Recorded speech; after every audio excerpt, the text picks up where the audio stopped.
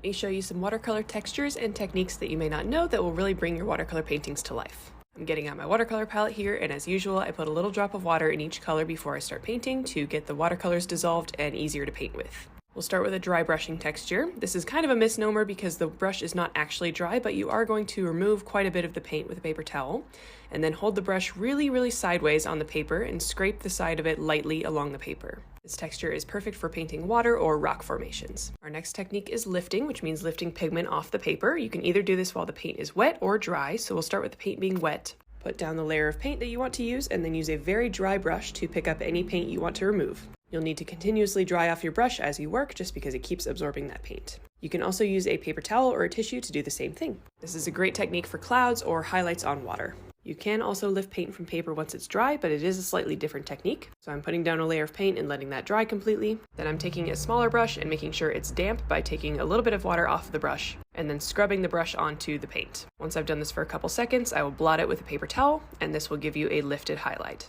This is great for any highlights you want to add, like ripples on water or sun rays or anything like that. And the amount of time you spend scrubbing with the brush is the highlight that you'll get. So if you just do it for a couple seconds, it'll be less intense, and more seconds will be more intense. The last technique we'll talk about for today is adding salt. So while your paint is still wet, just sprinkle in a little bit of salt, concentrate it in a few different areas just to give it a little bit of texture. Let it dry completely, and then you can brush away the salt. And you should experiment with this on your own because the type of salt and paint that you're using can give you different results. There's all the textures we're talking about for today. Come back for part 2 where we'll talk about another 4, and make sure to check out Artistro if you're in need of new art supplies. You can use this code for 20% off. Thanks for watching.